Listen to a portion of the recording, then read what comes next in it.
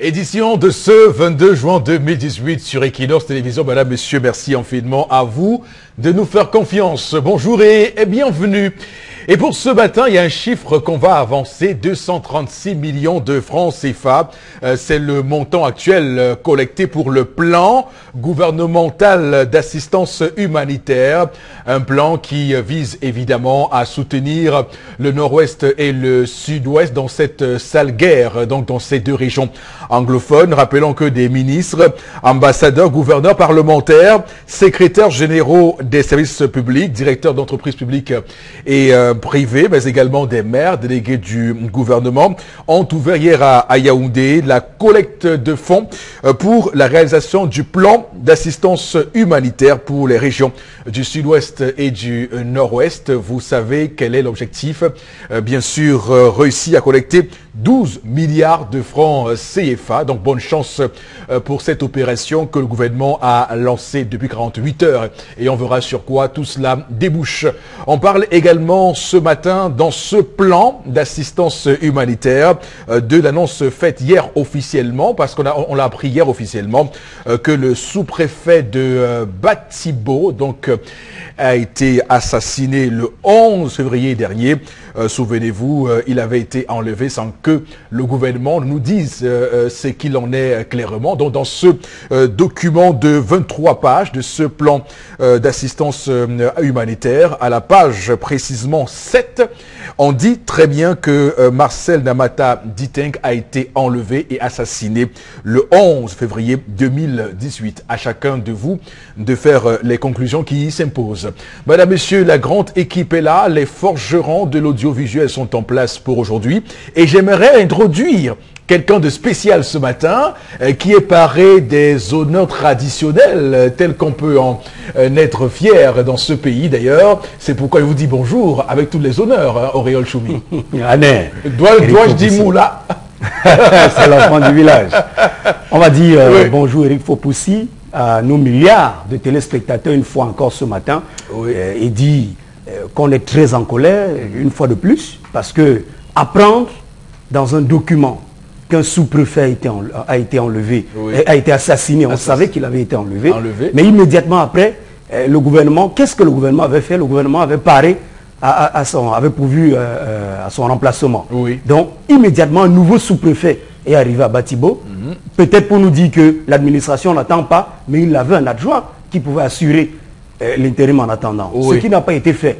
Et c'est dans un document. C'est-à-dire que le ministre de la Communication, qui a l'habitude de faire des communications gouvernementales, n'a pas jugé utile d'informer au travers d'une communication gouvernementale l'opinion publique de ce que le sous-préfet de Batibo, que vous êtes en train d'espérer revoir vivant, a été assassiné. C'est quand même assez grave que ce soit dans un document dans lequel on voudrait plutôt appeler les Camerounais à la solidarité nationale, qu'on vienne apprendre que celui que vous espérez retrouver vivant, eh bien, a déjà été assassiné. Donc, il mérite les honneurs de la nation en tant que sous-préfet, en tant qu'autorité administrative, et visiblement, l'État du Cameroun et le gouvernement actuel a décidé de faire main basse sur cette question précise. Auréole Choumi. Il est déjà déshonoré. Tout à fait. C'est dans un document, 7e page, qu'on vient vous dire que il a été assassiné. C'est déjà un déshonneur de sa part. C'est-à-dire qu'on déjà, dès le jour même où on est venu mettre un autre sous-préfet à Batibo, c'est une manière de dire la preuve. Equinox Télévision est le seul média qui est allé dans son village natal. Equinox est allé dans son village, et allé rencontrer sa famille. Le gouvernement n'a jamais rien dit. Le gouvernement n'a jamais communiqué sur la question. Et donc, il y a déjà un déshonneur dès le jour où on est venu installer quelqu'un d'autre, un peu comme si, basta, il est mort, et puis quoi. Et il faut dire qu'il y a même une petite supercherie, puisque quand Philémon Yang décrit le plan, et il fait mine de sauter clairement cette partie précise, dans ce lendemain que tous les journalistes se rendent compte que la partie assassinat du sous-préfet de Batibo a été clairement omis dans la communication gouvernementale. Vous comprenez que le gouvernement le savait depuis fort longtemps. Très bien. Également sur ce plateau ce matin, Madame, Monsieur Florazé, bonjour et bienvenue. Bonjour Eric Fopoussi, bonjour à vous sur le plateau, bonjour à tous nos chers téléspectateurs. Dans le cadre de la revue des réseaux sociaux, nous avons pas mal d'informations, mais 3 pour partager avec vous. Mais nous revenons au sein d'Elections Cameroun et on se pose des questions au cœur même de cette institution qui n'arrive plus justement à produire des cartes. Et puis on a également eu des informations liées à cette crise, notamment la machine qui permet de produire justement cette serait en panne. Donc, et la machine n'a pas réussi à avoir des maintenances depuis 2017. Donc, il faut donc changer certaines pièces. Tant que les pièces ne sont pas changées, on restera justement avec cette crise. Je pense que Abdoulaye Babalé l'avait dit tout récemment, qu'il n'y a pas assez d'argent à Elecam. Donc j'espère qu'ils pourront régler ça et que Eric Essoussé, qui est désormais là comme DG de Elecam, va donc régler cette situation claire et nette. Bonjour à vous, Borobengan. Bonjour, monsieur Fopo-Sinegou. Bonjour à vous, chers téléspectateurs. Moi, je salue d'abord le chef de l'État. Hier, j'attendais qu'il confirme qu'il va convoquer le corps électoral ou, comme il a envoyé une lettre au Sénat et à l'Assemblée nationale, du report, il ne dit toujours rien. Rien. Cela a été le cas pour les municipales, c'est le cas pour les législatives. On ne sait toujours pas. D'accord. Vous voyez comment le chef même, lui, piétine la loi, mais passons.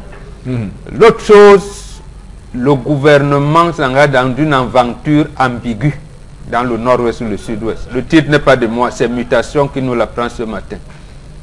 Voilà. Merci, monsieur le chef de l'État. D'accord. En tout cas, on va voir comment tout ça se goupille dans les jours à venir, si le président Paul Biya choisit de revenir sur le terrain de la légalité. Madame, monsieur, démarrons cette émission ce matin avec l'histoire du jour. Il s'agit de la mise en scène et en bouteille de Haribel. Bonjour et bienvenue. Bonjour Eric Fopoussi, bonjour Auréole Tchoumi. Bonjour. C'est mon beau. Année, je suis Somgui. Bonjour Florazeux, bonjour le père Mbomba. Et bonjour à vous à la maison. Et un gros bonjour aux artistes qui ont gâté leur journée d'hier. Tu as assisté à un plateau, à la fête d'hier? Tu as vu un podium quelque part? Zéro. Qui a vu un podium quelque part? Non. Répondez-moi non. Pourquoi les deux doivent fêter? Mais on ne fait pas pendant le chaque deuil. 21... Les artistes sont en deuil. Non, c'est la journée, le 21 juin, c'est la fête de la musique. Chaque 21 juin, il y a les podiums partout, partout. Même ici à l'entrée de la gare, même le gospel, même les gens de Diondem. Même les gens de Diondem. Il y a souvent le podium gospel ici à l'entrée de la gare. Ma fille, lorsque nous vous disons que c'est près des cimetières, c'est le deuil. Vous allez faire quoi lorsque tout le monde est déjà mort? Non, ça veut dire qu'ils ont oublié leur journée, ils sont restés dans leur on a tué les artistes. Est-ce qu'on va réveiller les fantômes pour venir fêter chez vous? Ah, donc les bennes de Cannes ne sont pas là. Ils sont morts, on les a tués. Ah bon? On les a tués. Ok, je vous salue. Je vous salue très bien. On a tué les artistes musiciens. N'est-ce pas? Oui. Ok. Eric Fopoussi, c'est grave. Demande-moi pourquoi d'abord. Pourquoi? Mais ça, voilà un père qui est mort. Un père, il est marié, mais il a une petite dehors, qui a fait ses enfants. Elle a 2 enfants avec le type. Il est mort, non? Ça, voilà le moment de l'enterrement. Au moment de l'enterrement, il y a souvent quoi? Les témoignages. Il y a souvent les témoignages et tout. Il y a la messe. Le prêtre est venu, il a fait la messe. Le prêtre ne connaissait même pas le type là. Mais il fallait suivre ce que le prêtre a dit. De ce monsieur qui est couché là, il était bon, il a fait vraiment des œuvres pour l'église, il a fait ceci. On a donné la parole aux enfants, les enfants ont donné les témoignages. Papa, comme tu parles, qui va encore payer mes études? Papa, comme tu parles. On a donné la parole à la mère. Mon mari, mon chéri, comme tu parles. Mais ça, on a donné la parole à la mère de l'enfant, celle du dehors, puisqu'on la connaissait. Elle vient, elle dit que je suis surprise, hein. C'est comme si ce n'est pas le père de mes enfants qui est couché là-bas. Je suis surprise de tout ce que vous dites là. Ce monsieur qui est couché là, ce qu'il m'a fait, ne mérite même pas que je vienne l'enterrer. C'est au nom des enfants que je suis venu. C'est parce que j'ai vu que si je ne venais pas, les enfants allaient dire que maman, ce que tu as fait n'est pas bien. Un, de son vivant, il n'avait jamais payé un bic à mes enfants. De 2, ce que j'ai subi avec lui. Bastonnade à gauche, bastonnade à droite, injure à... Vraiment, excusez-moi, je dis ce que j'ai vécu. Donc c'est mieux qu'en partant, qu'il parte vraiment avec toute sa malchance. Parce que je suis libérée. Enfin, je vais dormir un vrai sommeil. Qu'est-ce qui s'est passé? Ces grands enfants sont levés. Venir la tirer. Tu ne peux pas venir faire ça sur le dos de mon père. Même si tu as fait n'importe quoi, ce n'est pas le moment. Ce n'est pas le moment. Elle a dit, excusez-moi, c'est lui qui est couché. C'est le père de mes enfants. Je ne veux pas attendre l'enterrement d'une autre personne pour venir dire cela. C'est le père de mes enfants, donc je viens l'accompagner avec tout ça. Qui partent franchement.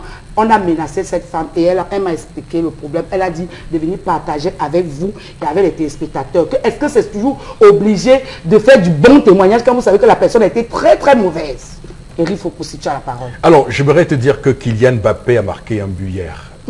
Tu sais pourquoi je t'annonce cette nouvelle? Oh oui, parce que toi, depuis qu'il a pris ce nom, il ne me laisse pas respirer. Kylian Mbappé qui a... Le Cameroun joue. Non, la France, c'est un... Mbappé, c'est un nom français. France-Pérou. Donc, bon, son père est... Mbappé, c'est un nom français. Afrique-Pérou. Moi, je te dis quelque chose, c'est parce qu'il sait que je m'appelle Mbappé. C'est pour ça qu'il veut me passer Voilà. le message. Alors, très bien. Oui, mesdames, messieurs, c'est clair que l'histoire de ce matin est, ma foi, très intéressante. C'est rare que je le dis hein, sur ce plateau. C'est très intéressant parce que ça renvoie à un passé que j'ai vécu à l'époque quand je me cherchais un tout petit peu. Et donc, je vais appeler ça le business des oraisons funèbres. Donc, à l'époque, les gens me voyaient pour que j'écrive, je rédige leur oraison funèbre, oui, leur témoignage pour les deuils. Et donc, ça faisait 25 000 francs pour chaque oraison funèbre. Donc, je peux vous dire que... Suffisamment Vous avez suffisamment pointé. Et donc, l'histoire de ce matin donc, me rappelle bien l'hypocrisie qu'il y a souvent dans ces oraisons funèbres, puisque vous avez un monsieur bonhomme qui était le plus méchant de la terre, mais lorsqu'il décède, lorsque vous écoutez ce qu'on dit de lui, vous pensez que c'est un saint, un ange qui a vécu sur terre. Donc c'est pour dire que l'histoire de ce matin va mettre en lumière notre société, comment elle se porte. C'est vrai qu'on dit qu'en Afrique, quand une personne décède, elle va avec tout problème. Donc on ne retient que ce qui est bon, ce qui est bon. Alors, je commence par vous, Florazé, ce matin. Alors, que pensez-vous de l'acte de cette femme? Parce que cette femme a débarqué dans un enterrement et a foutu, entre guillemets, le bordel. Oui, la mésentente, tout ce qu'on peut imaginer. Vous qui avez toujours dit sur ce plateau que les morts sont morts, j'imagine que pour vous, ça ne pose aucun problème. Non, oui, ça pose un problème. Ah bon? Ça pose un problème. Lequel? Justement, parce qu'elle vient parler à... Enfin, je ne dis pas qu'il ne faut pas faire des témoignages, mais elle vient faire des réclamations et autres. Sauf que la personne qui était l'actrice principale, la personne n'est plus là, la personne est décédée. Donc je trouve que, et même que ces réclamations et autres n'ont pas leur... D'accord, donc on va également dire que, Florazé, je reviens à vous dans un instant. Pas que ce que vous disiez n'est pas intéressant, mais c'est que j'ai eu tout de suite envie d'avoir la parole du Bobok, qui est autorité traditionnelle et qui a évidemment l'autorité pour évoquer ce sujet sur la question des oraisons funèbres. Que prévoit la tradition au regard du comportement de la dame et des enfants de cet homme? Non, il y a deux choses principales. La première, c'est que la mort arrête tout. Quand il y a quoi que ce soit, lorsque quelqu'un décède, tout le monde se calme, on arrête tout, on l'accompagne dignement. Mais que veut dire dignement? Ça renvoie donc à la deuxième chose. L'organisation, on fait de tout. D'abord, bon, je ne sais pas ce que les prêtres, les pasteurs viennent faire, mais bon, c'est l'histoire. Voilà, c'est un autre débat. Oui. Maintenant, les témoignages, puisqu'on nous y sommes. En fait, qui doit témoigner? Tout le monde. Parce que j'ai même vu la semaine dernière où les petits-enfants viennent parler. Ils n'arrivaient même pas. Je pense que l'aîné des petits-enfants avait 8 ou 9 ans. Il vient dire quoi? Le deuil, ce n'est pas le lieu des enfants. Les enfants ne sont pas là. D'abord, c'est les amis du défunt qui parlent. Oui. Ils ont connu, ils témoignent. C'est ses oncles maternels. D'accord. D'où est venue sa maman. Et ils ont le droit de parler. Et ils doivent même demander l'explication. Pourquoi? Qu'est-ce qui a tué leur neveu?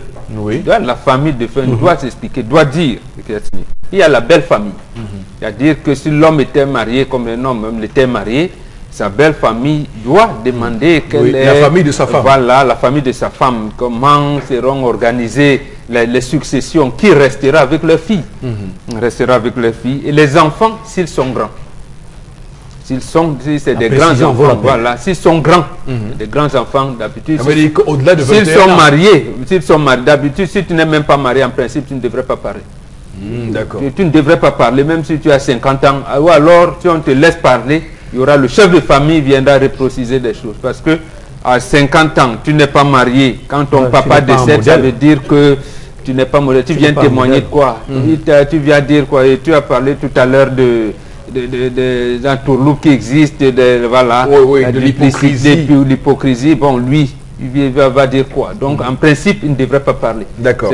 Ceux qui sont responsables, ils doivent parler. Donc, et le chef de famille, qui va donc répondre, je vais dire, calmer la situation de tout le monde. Maintenant, dans le contenu de ce qu'on va dire. Il y a l'autre chose que je voudrais qu'on rectifie dans notre langage. On dit, il a fait un enfant dehors. Est-ce qu'on fait un enfant dehors? Pas l'enfant dehors. Non, comme on dit, mais il a dormi dehors. Un homme ne dort jamais dehors. Il a fait un enfant en dehors de son mariage. Le mariage, c'est qui? C'est quoi? Un homme ne compte pas le nombre de ses enfants. Il ne compte pas le nombre de ses femmes. Il compte ses femmes, mais pas ses enfants. Non, mais vous n'allez pas nous dire ce matin. C'est africain. C'est vraiment l'égalité des enfants. Qu'est-ce que vous appelez l'égalité? On doit tromper, on doit avoir des enfants. Vous avez dans le code civil qui réglemente, mais tous les jours, même au tribunal aujourd'hui, vous allez voir dans les tribunaux du Cameroun, les gens qui se discutent le corps. On va l'enterrer à gauche, on ira l'enterrer là-bas. Non, j'ai fait l'acte de mariage, j'ai pas doté, j'ai doté. C'est que le code civil fait bien la distinction entre les enfants, selon que vous soyez issu d'une union légale ou non. L'enfant issu d'une union légale, c'est l'enfant légitime. L'enfant issu d'une union qui n'est pas légale est un enfant naturel. Et l'enfant qui est issu d'une union qui a été légalisée par la suite est un enfant légitimé. Donc ça, c'est le code civil qui prépare et encadre tout ça. Bon, maintenant, avant le code civil, on vivait comment? Oui, maintenant vous précisez des choses. Non, justement, le code civil est venu en rajouter. Est venu créer des situations conflictuelles dans nos familles. J'ai vu un honorable grand enseignant de l'université, il est mort dernièrement, j'ai été ahuri. Justement, il a eu, comme vous dites, les enfants dehors. Ils ont parlé, on dit, le corps est resté scellé pendant 3 mois parce qu'il faudrait que ça, c'est des conneries. Et là, au point où ça embarrasse même le juge, puisque la loi, selon vous, a réglementé tout, pourquoi attendre donc 3 mois pour ne pas pour donner une décision? Mais en fait, est-ce que cette femme a raison? Bon, non, cette femme, j'ai dit, elle n'a pas raison, elle n'a rien à faire, mais ce sont ses enfants. Les enfants qu'elle a fait avec cet homme, ce sont ses enfants. On n'a pas à lui donner la parole. S'il avait quelqu'un, un homme, un membre de sa famille, homme, peut témoigner, mais pas elle. Pas elle. D'accord. Donc, mais sur le contenu de ce qu'elle a dit. Oui, d'abord, c'est déplacé. Donc, vous venez dire comment on vous a tapé tel jour. Vous n'avez jamais dit ce qui a amené l'homme à vous taper. Parce que bon, lui ne va plus jamais se lever de son cercueil pour venir dire mais elle ment ou elle ment pas. Bon, il y a des choses. Est-ce à dire que lorsque une personne décède, on ne doit plus rien évoquer de ce que cette personne a comme passif, par exemple, ou bien c'est pas l'enterrement n'est pas le lieu de le... Les hommes n'ont pas le même statut. D'accord. Lorsqu'on enterre un brigand, il y a des témoignages liés à ce brigand. Parce que dans la société, on l'a jugé, on l'a condamné pour certains faits qui sont, répréhensibles par la société. Il y a un type de témoignage qu'on fait. Et à ce moment-là, on vous dit, il n'était pas l'exemple à suivre. Il assassinait, il agressait, il le tue. D'abord, puisque son mot va entraîner un certain rituel particulier pour, j'allais dire, aplanir un certain nombre de choses sur le plan rituel au niveau de la famille. Parce que mais ce genre de témoignage où on dit, non, il ne faut pas être hypocrite, à ce moment, on se tait. Quand on dit la mort arrête tout, vous n'avez pas à témoigner. D'accord. Vous dites, ah oui, bon, vraiment, il n'était pas méchant. L'homme que vous voyez là, il avait l'apparence, mais derrière c'était un type. Non, non, c'est ce genre de choses, on les laisse, puisqu'en fait, le mort n'a plus la possibilité de se justifier. Vous venez donc lui donner ces qualificatifs-là, il va se défendre comment? Et maintenant, s'il est donc un type un peu doublé comme moi, vous me mettez sous sol et je peux venir vous dire, mes chers amis, vous avez dit quoi? Vous avez oublié ceci? La même nuit, je peux revenir et vous dire, mais rectifiez vous-même. Voilà, donc il y a des choses, oui. Je pense que c'est l'instant fort de cette émission aujourd'hui. Il y a des gens, moi doublé comme vous. Hein. Je suis compliqué. Vous êtes doublé. Voilà, donc vous ne pouvez pas tenir ce tel langage. Là, je viendrai, vous allez me rendre compte. Alors, je commence un peu à craindre pour ma sécurité sur ce plateau. Non, du coup, si vous êtes doublé, attention. Alors, Florence est prévenue. Alors... Moi-même, là, je suis à côté. Aurélien Choumi, en espérant que vous ne soyez pas doublé, parce qu'on ne sait jamais, ma question peut... C'est en voie de téléchargement. Peut être en bas. Ah, ok, en voie de téléchargement. Alors, dites-nous, cette femme qui vient foutre donc, des autres au cours d'une cérémonie comme celle-là, qu'est-ce qu'elle a violé en question? Non, mais simplement les mesures traditionnelles qui encadrent et qui sous-tendent les oraisons funèbres. Oui. Vous avez compris le listing qui a été fait par Mbongbong. C'est vrai qu'à ça, je pourrais ajouter un chef, si effectivement l'homme avait un titre. Je pourrais ajouter un président de, on appelle chez nous Mandior, c'est-à-dire les associations mères. Une seule, pas toutes les associations, parce qu'un homme fait plusieurs associations, mais généralement, il fait un seul Mandior, une seule association mère. On peut passer la parole au président pour qu'il témoigne de comment ils étaient. Mais il faut faire attention, quelque part. Quand vous décidez de passer la parole à monsieur tout le monde, eh bien, endossez l'entière responsabilité de ce qui va surgir. Oui. Aujourd'hui, les gens saisissent même les témoignages. Ça ne vient plus du cœur. On va sur Internet, on copie un poème de Saint-Augustin sur la mort intitulé « Je suis de l'autre côté » et on vient lire devant un cadavre. C'est-à-dire le cadavre, ça ne vient pas de vous. Ce n'est pas naturel. Quelqu'un que vous n'avez jamais appelé papa, vous l'appelez papa. Quelqu'un que vous n'avez jamais appelé chéri, mon amour, parce qu'il y a des femmes qui n'ont jamais appelé leur mari mon amour, mais le jour là elles le font, parce qu'elles lisent ce que les petits-enfants écrivent. Et Mbongbong a pris le cas des enfants de 8 ans, 9 ans qui lisent. Je vais raconter une anecdote. Dans un village de l'Ouest Cameroun, deux voisins qui toute leur vie ont passé le temps à se disputer un lopin de terre. Il y a un premier qui s'avance dans l'au-delà. Et le jour des oraisons funèbres, on passe la parole à son voisin. Et lui, quand il se lève, non, on ne lui passe pas la parole. C'est lui qui lève le doigt pour dire que j'ai un petit témoignage à faire. On dit ok. Il se lève, il dit, Mbelo, vraiment mon frère, je n'ai moi jamais eu de problème particulier avec toi. J'étais moi ici tranquille, tu es venu me trouver et tu as dit que tu allais prendre tout le terrain que tu fais pour toi avec. Comme tu es en train de partir là, arriver là-bas, prends seulement ta place. Prends rien que ta place. Je ne t'envoie pas me prendre ma part. Prends seulement ta part. Comme ici sur terre, tu voulais tout prendre pour faire pour toi avec. Mais les enfants se sont levés pour vouloir le tabasser. Il a fallu l'intervention justement de la foule pour calmer les enfants. Les enfants estimaient. Mais qui a donné l'ordre au master of cérémonie de lui passer la parole? Vous saviez que de toute leur vie, ils avaient des relations conflictuelles. Et une autre anecdote, dans un village, chaque fois, un homme était tellement généreux. Chaque fois que quelqu'un mourait, il prenait une lampe tempête, il allait déposer au lieu du deuil pour que les gens puissent regarder où ils mettent les pieds. Il l'a fait pendant longtemps. Un jour donc, il meurt. Ses enfants arrivent de l'Europe, de partout, ils arrivent au village et en sortant le soir, ils ont prévu des pains, donc ils ont acheté dans des boulangeries, tout un gros buffet, tout un arsenal de X et Y, mais ils arrivent, ils se rendent compte qu'il n'y a que des lampes tempête au sol. Ils disent, mais qu'est-ce qu'il y a? C'est une tradition, on dit non, quand quelqu'un mourait, votre père venait déposer la lampe tempête. Donc comme lui aussi il est mort, chacun est venu aussi au village déposer sa part de lampe tempête. Il est rentré dormir chez lui. Parce que c'est ce que votre père faisait. Donc c'est pour dire qu'on ne doit pas forcément chercher à être hypocrite, autant mieux se taire. Dis seulement dans le cœur qu'avance, peut-être on va se retrouver dans l'autre monde. Autant mieux se taire que de venir détruire le deuil. Maintenant je voudrais aussi dire, avec votre permission, il faut aussi que les deuils au Cameroun sont devenus un événementiel qui ne dit pas son nom. Le business? Un business. Oui. C'est-à-dire qu'il y a derrière les deuils aujourd'hui au Cameroun des teams créa, des stratégies événementielles, il y a des publicités qui travaillent sur comment organiser le deuil. Le plan marketing. Tout. La qualité même des cercueils qu'on achète aujourd'hui. Au point où vous entendez les gens dire, il y a des plans marketing. Vous entendrez des gens dire massa. Parce qu'on me disait dans le quartier ici, les gens vont maintenant me respecter dans ce quartier. J'ai fait un deuil à mon père. Non, j'ai enterré mon père comme il se doit. On a vécu pauvre, mais mon père est parti dans la richesse. Les gens ont mangé, les gens ont bu. Entendez le discours.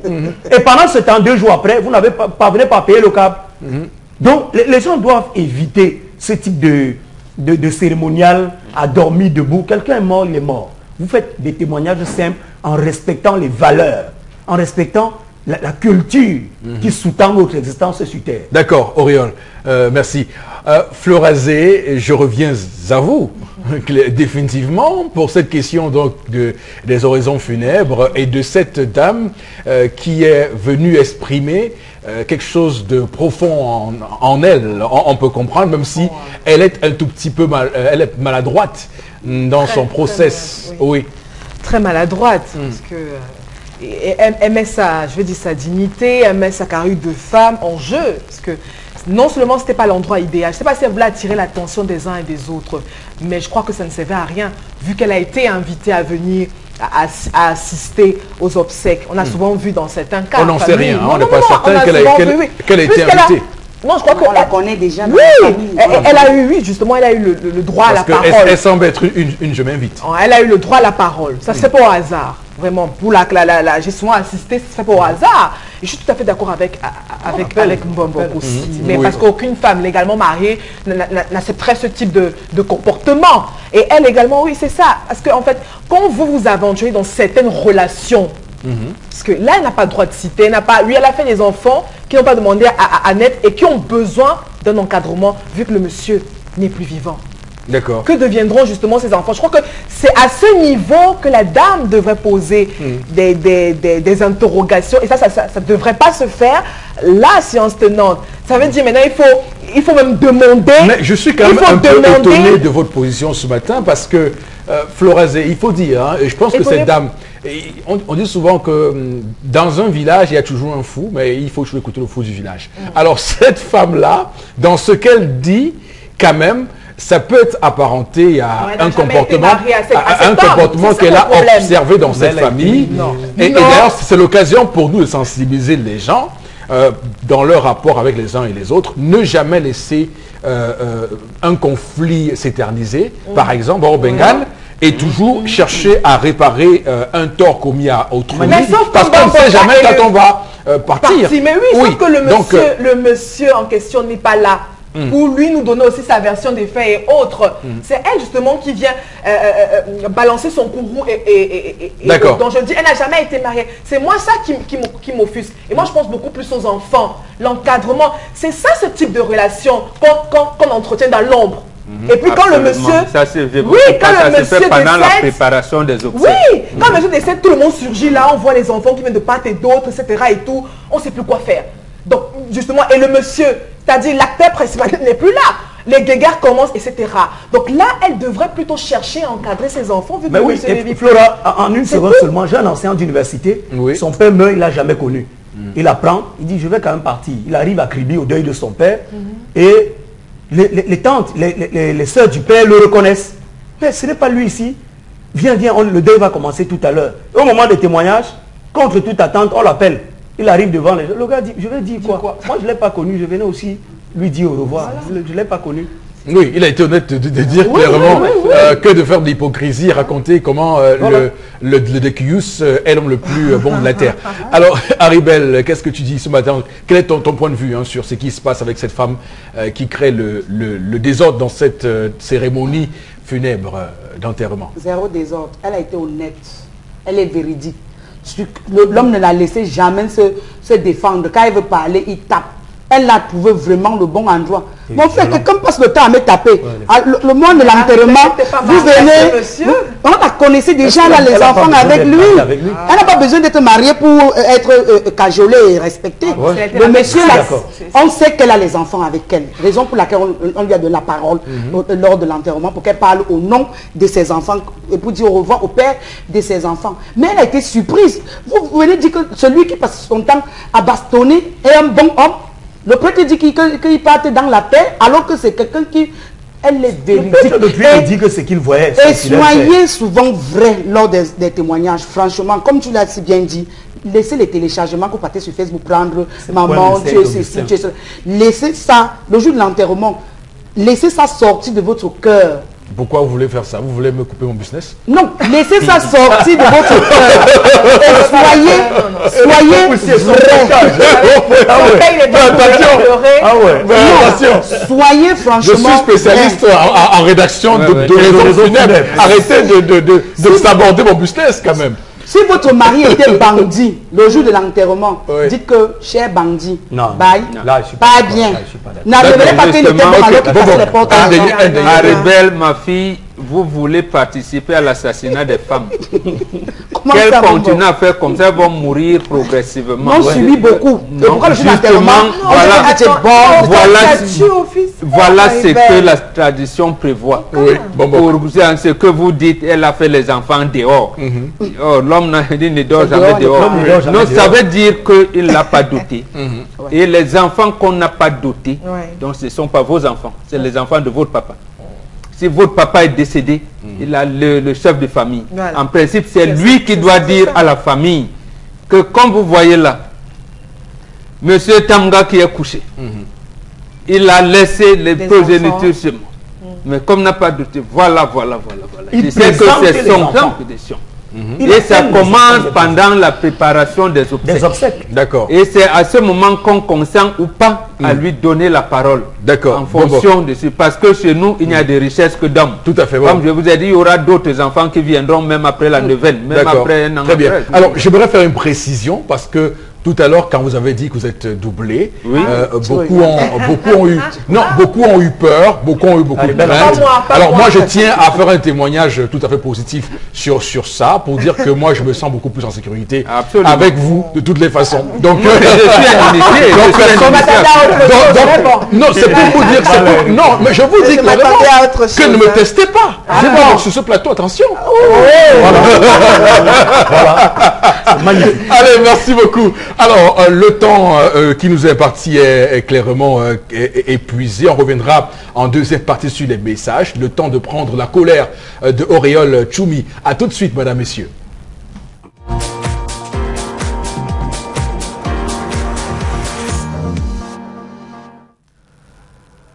Au début des années 90, un vent des démocraties souffle au Cameroun. En décembre de la même année, Paul Biya promulgue une pile de textes de loi votés et adoptés par l'Assemblée nationale en matière de liberté publique au Cameroun. Pour les partisans du RDPC, le Cameroun vient de tourner le dos à la vieille dictature, au régime du monopartisme. Désormais, on jubile dans les villes, dans les villages, dans les bourgades, un peu de partout. On imagine déjà à quoi va ressembler l'avenir au Cameroun.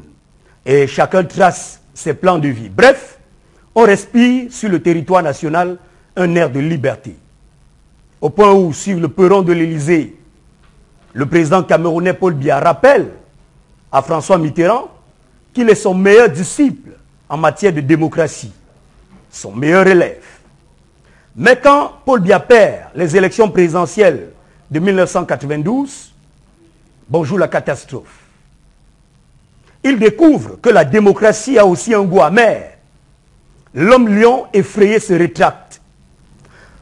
Gouverneur, préfet et sous-préfet se voient élargir des champs de compétences.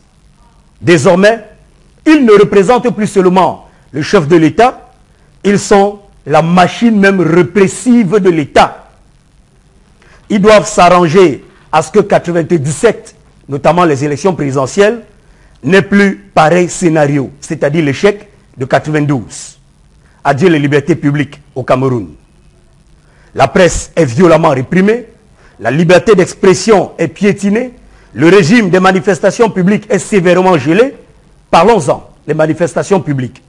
La loi de 90/055 du 19 décembre 1990 est claire. Les manifestations publiques au Cameroun sont soumises au régime de la déclaration préalable. Mais en 2018, soit 18 ans après le vent de démocratie au Cameroun, seul le Rassemblement démocratique du peuple camerounais de Paul Biya a véritablement le droit de tout faire dans cette république. Les sous-préfets, nouveaux vecteurs de la dictature voilée du régime de Paul Biya, ont des instructions fermes. Chacun sait que ce n'est pas par son arrondissement que l'éveil des consciences se passera. Donc, malheur. Conséquence, les sous-préfets ont transformé les manifestations publiques au Cameroun, censées être déclarées, à des actes soumis à des autorisations préalables. Jean-Michel Nitieux, député à l'Assemblée nationale, en soutien aux populations anglophones, en sait quelque chose. Le 21 octobre 2017, son immunité parlementaire a même été bafouée par un sous-préfet. Il a été rossé par des gardiens de la paix et séquestré. Et donc, pendant des heures, il a été placé en résidence surveillée. En 2016, Bernard Dionga, pour la énième fois, va faire les frais d'une barbarie administrative. Il manifestait légalement pour exiger le respect d'un certain nombre de réformes en matière d'évolution de la filière avicole au Cameroun. Revenons à cette année 2018 où le 20 mai, le préfet du Foudi s'est vu plus royaliste que le roi en bafouant les droits des partis politiques de l'opposition.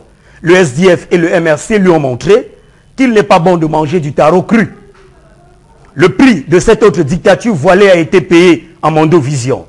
Quel que soit ce que vous déclarez et le délai légal respecté, un sous-préfet obéissant à un ordre hiérarchique et de manière farouche viendra vous interdire, je dis bien interdire, de manifester à la dernière minute, soi-disant pour éviter des troubles à l'ordre public. C'est le seul motif que ces énamiens ont en bouche, troubles à l'ordre public. Pourtant, la loi de 90 est claire. Il est de son devoir d'encadrer la manifestation s'il a des éléments probants d'un trouble à l'ordre public évident. Mais non, les forces de maintien de l'ordre viennent plutôt s'aimer un désordre dans les manifestations publiques au Cameroun, sur ordre des sous-préfets et en totale violation des textes relatifs aux libertés publiques au territoire, au droit international et aux instruments régionaux de protection des droits de l'homme ratifiés par le Cameroun de Paul Biya. Ainsi va le Cameroun, ainsi va ce pays et sa démocratie toujours avancée. Voilà. La chronique de Auréole Tchoumi ce matin, la colère de Auréole Tchoumi avec nous, évidemment une colère dirigée vers les chefs de terre, les autorités administratives, les sous-préfets précisément, qui désormais se présentent comme étant des freins à la démocratie participative, la démocratie telle qu'on peut en voir ailleurs.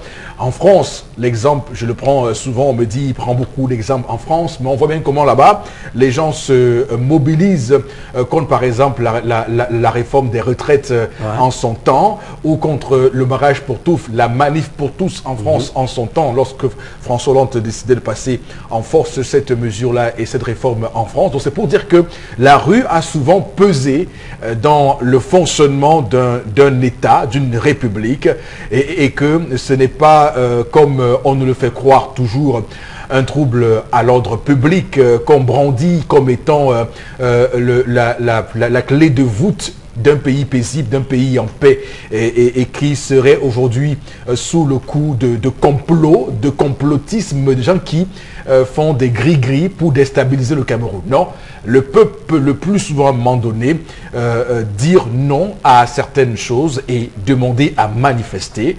On a vu des enseignants qui ont manifesté dans ce pays, qui ont été fouettés, tabassés comme des moins que rien. On a vu d'autres partis politiques comme le SDF tenter de mettre en place des marches, là encore réprimées ou interdites. Donc c'est vraiment compliqué dans un contexte comme ça. Et au-delà de ces freins donc aux libertés individuelles telles que vous le décrivez ce matin, Auréole Tchoumi, il y a aussi la nébuleuse des chefs traditionnels. La une de l'œil du Sahel de ce matin est assez claire là-dessus. Le ministre Atangandji met en garde les chefs de terre qui, dans des villages, créent clairement des situations de désordre avec les chefs. On crée des chefferies à tort et à travers. On impose des chefs ici et là au mépris des traditions et des coutumes. Donc c'est clair que cette question... de whisky. Voilà, comme vous dites. Donc cette question mérite qu'on l'épluche en profondeur sur ce plateau. Et bon, Bengan, je commence par vous pour peut-être également nous dire à quoi tout cela tient. Non, tout cela tient à deux choses. L'héritage colonial que nous n'avons pas encore réussi à liquider. Notamment l'héritage colonial français. Il a deux principes fondateurs, la répression et la corruption. Et nos chefs de terre, qui sont même devenus les chefs de terrain, parce que comme ça qu'ils appellent, c'est eux qui apprécient l'ordre public. Mais lorsqu'on apprécie l'ordre public, on peut quand même dire en Bombok, Bengan, pour risque de trouble à l'ordre public, votre manifestation est susceptible, voilà, mais on ne le dit pas. Et qui va troubler, qui est susceptible de troubler à l'ordre public?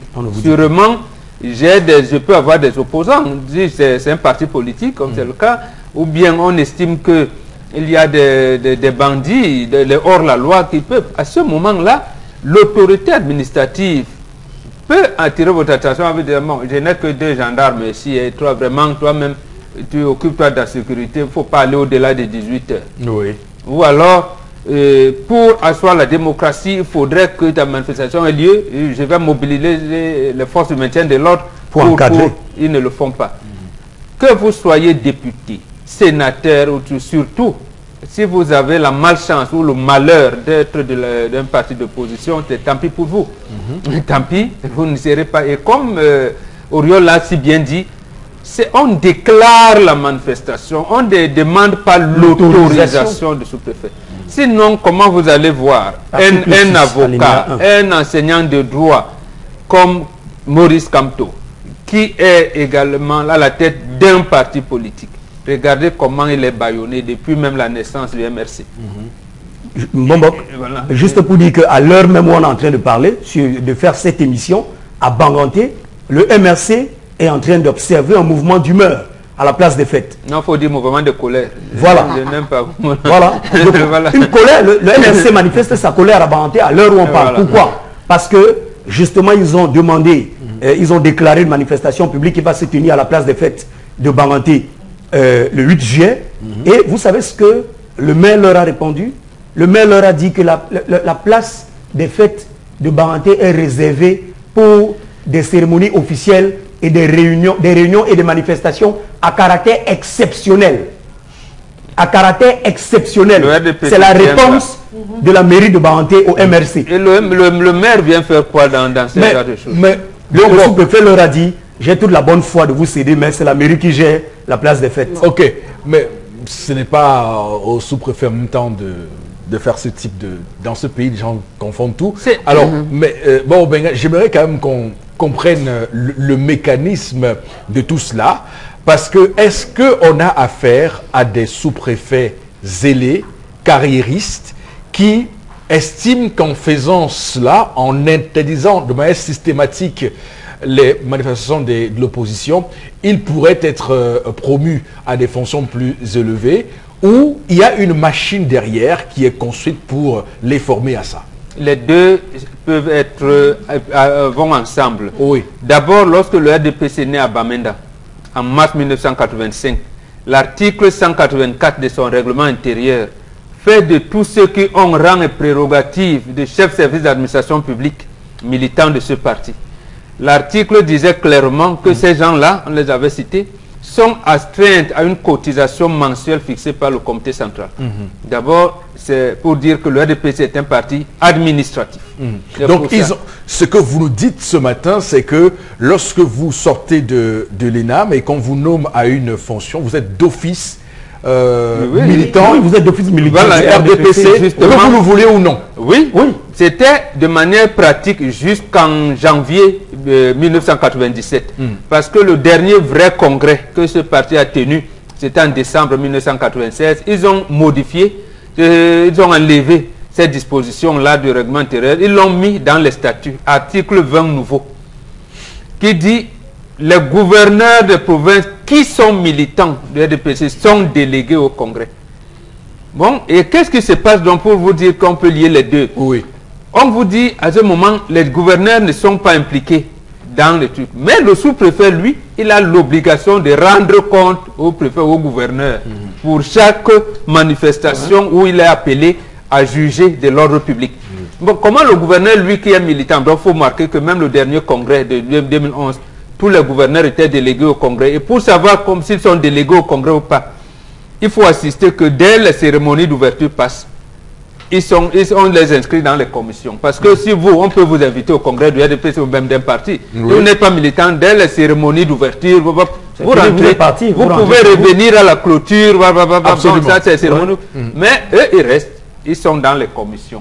Si vous n'êtes pas militant d'un parti, vous n'adhérez pas à une commission. C'est pour vous dire donc que les sous-préfets qui sont leurs collaborateurs, ils les rendent compte. Et comme chaque sous-préfet, vous l'avez dit, aimerait être préfet, gouverneur et tout ça, et il va faire comment? D'accord. Il va donc s'enquérir à sa hiérarchie.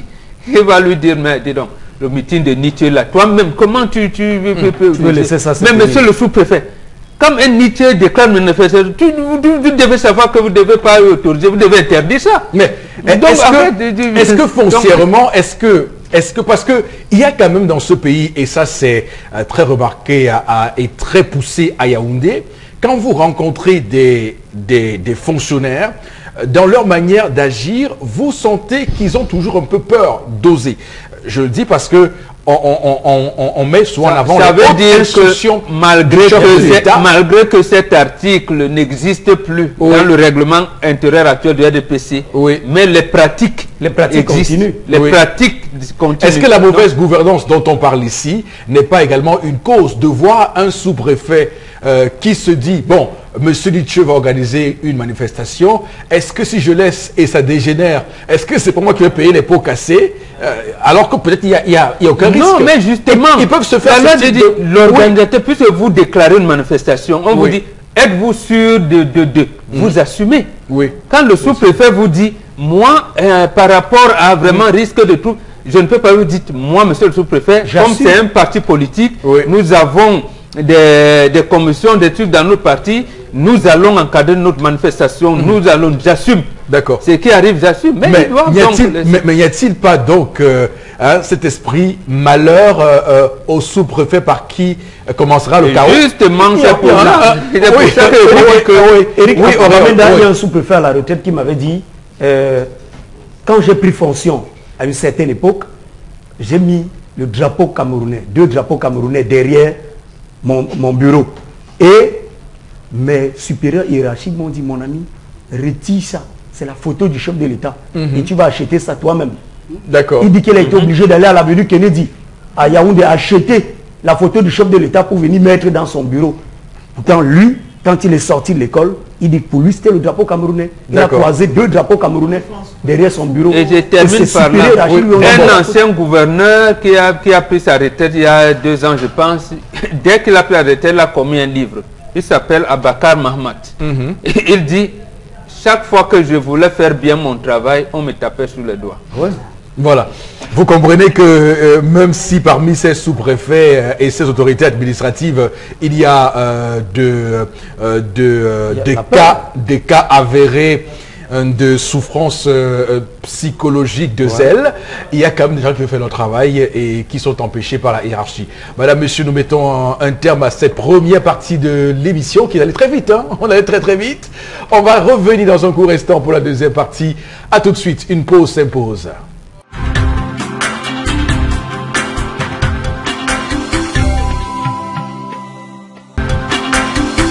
Madame, monsieur, bonjour et merci infiniment de faire confiance à la meilleure télévision du Cameroun, c'est vous qui l'avez décidé, hein, c'est pas nous qui le disons. Donc rassurez-vous, nous vous accompagnons jusqu'à 12h dans ce programme 10-12 le Zénith. Et pour cette deuxième partie, vous savez ce qui vous est réservé. D'abord, on prend une première séquence consacrée à vos différents messages au 6 57 43 61 45. Flora, vous me dites si c'est ça, parce que je crois... 57 43 61 45. La fin. Oui, vous parlez comme les Blancs. Oui, d'accord. Non, nous parlons comme des Camerounais, pas comme des Blancs. Voilà. 6 54 7. Non, 57, d'accord. 43 61 45. D'accord, voilà. Ok, très bien. Bon, maintenant c'est bon. Oui, on a parlé comme... Et puis sur notre page Facebook, 10-12, le Zénith. D'accord, très bien, ok. La toute première, l'établissement de ce pays est un enfant issu du mariage incestueux entre l'héritage issu de l'administration coloniale et tropicalisation maladroite des idéaux démocratiques. Le Cameroun est une démocrature. Le prochain président qui sera donc issu lors des prochaines élections présidentielles devra prendre pour première décision donc de fermer l'ENAM. Et justement, 1993, il a parlé des élections, les premières élections de 92. Oui. Effectivement, un averti, professeur Mokoko Prizo, avait commis un ouvrage révélateur, Cameroun, la transition démocratique dans l'impasse. Donc voilà, ça nous suit jusqu'aujourd'hui. Et puis, je reprends également les propos de Jean-Marc Ella, que j'ai lu hier, et qui m'a, moi, subjugué, où il dit que le Cameroun est le pays où on a l'impression qu'on est assailli par l'impossibilité, par la gageure, par tout ce qui ailleurs n'est pas pensable. Au Cameroun, ça se fait. Et il conclut en disant que le Cameroun, c'est le Cameroun. Et je comprends d'où on sort le Cameroun, c'est le Cameroun, qui est une exclusivité, plus une curiosité. C'est une exclusivité planétaire, je vous assure, ce pays. Florazé. Oui, je continue avec la lecture des SMS. Cette femme devrait en principe se calmer, même si l'homme s'est très mal comporté. C'est Prince Alimbe qui réagit. La femme n'avait pas le droit de réagir ainsi. Alors, il y a une interrogation. Qu'est-ce que la tradition prévoit pour les hommes qui battent sur leurs femmes? Que vous aurez la réponse à la question. La tradition prévoit que l'homme corrige sa femme dans la chambre. Et la femme ne doit pas faire connaître ça dehors. Surtout pas aux enfants. Même s'il y a les bouboules là. Non, l'homme te tape aux fesses. C'est quand tu refuses qu'on tape sur les fesses que ça peut aller toucher la cuisse. Rappelons Bombo que pendant que l'homme est en train de taper ou après que l'homme est tapé, si un voisin entre ou un invité arrive, tu l'accueilles solidairement. J'ai dit même si les enfants sont au salon, ils ne doivent pas être au courant. Personne ne doit être même si ça fait mal. Oui, je ne crie pas, je supporte. Avec les deux parents. À l'école, non, ce n'est pas la bagarre. L'homme vous invite, on vous donne une petite fessée, vous allez préparer la nourriture, et vous revenez dormir après. Ce qui est intéressant, la tradition sur ce plateau, c'est que nous sommes juste trois à comprendre de quoi on parle. Et je suis désolé. C'est ce que prévoit la tradition. Nous sommes juste trois à comprendre de quoi on parle. Parce que le taper là n'est pas le taper que vous connaissez. Hein. C'est pas la bagarre. L'homme ne bagarre pas avec sa femme. Si ça arrive au niveau, l'homme se tait. Il se calme. Il ne bagarre pas. C'est lui qui bagarre donc. Ça veut dire qu'il est réprimant. Il ne maîtrise pas. Il n'a pas encore été... à ce moment, vous vous approchez du chef de famille, ce n'est pas l'homme ne bagarre pas avec son épouse. On ne va pas sur la femme. Avec sa bien-aimée, on ne bagarre pas. On ne va pas sur la femme. Elle expose ses émotions. Comment pleurer quelqu'un qui nous a trahis? À sa place, je ne venais pas à ce deuil. Elle le fait au nom de ses enfants. Voilà. Mais elle n'a pas le droit de prendre la parole. Oui. Et surtout, si vous permettez, oui, en Afrique, on résout le problème, on ne rompt pas les relations. Vous voulez rompre les relations, d'accord, mais les enfants qui ont le sang de ce monsieur qui est sur leur chair, vous allez faire comment? Une relation qui est aussi... Bon, enfin, on résout le problème, on ne rompt pas la relation. Lisez votre message, allez-y. Les femmes du dehors ont non pas la parole dans le deuil, mais les enfants, s'ils veulent témoigner, oui. Celle qui veut s'exprimer exprimer ses maltraitances est réunie plutôt la famille de l'homme. C'est Martin qui réagit. D'accord. Les enfants n'ont pas le droit de prendre la parole. Comment se fait-il que la... Peut-être utiliser le thème du testateur. Comment se fait-il qu'on donne la parole à la Djumba dans un deuil d'un monsieur qui est décédé? C'est votre occidentalisation de tout. Voilà, votre occidentalisation. Même la veuve ne parle pas. Vous voulez dire que les maîtresses, les deuxièmes bureaux, ça n'existe pas? Non, c'est les femmes. Ce sont nos femmes. Ça, c'est vous appelez deuxième bureau. Vous appelez deuxième bureau. Je me demandais ce qu'il entend par Djumba. Djumba. Oui. Djumba ne veut absolument rien dire. Je vous dis que dans la tradition... Vous êtes en train de... Vous savez, attention, je suis dans la tradition... en... Non, vraiment, il y a quand même des choses qu'il faut préciser. Aurel Choumi, Boro Bengan, parce que cette émission quand même a pour rôle d'éduquer. Alors, vous savez que dans le code civil, et je tiens à le dire, l'adultère est répréhensible si vous avez signé ce régime monogamique. Et que si vous avez pris un flagrant délit, le code civil prévoit aussi qu'on peut adopter les enfants qu'on fait donc avec le Djumba. Absolument. Alors, bien sûr. mais comment on peut donc? Ça veut dire que votre loi, là, faut la revoir. Non, ça veut dire vous dites que oui, mon épouse peut me porter plainte parce que elle m'a trouvé avec une femme autre. Mais l'enfant qui naîtra, je peux l'avoir. Bon, elle va me mettre en prison, on va rompre cet enfant. Éric, vous oubliez la que loi là est en train d'ajouter. Avant que les féministes ne réussissent à pénaliser cette question-là, l'infidélité, encadrée par le code de la famille, la femme devait voir l'homme en full contact et plusieurs fois. En flagrant délit, oui. Flagrant délit, si je suis couché, et on n'est pas en train de faire, même si on est Le flagrant délit, ça veut dire que... full contact. Oui, ça le flagrant délit. Voilà, ça veut dire et que... à plusieurs reprises avec la même femme.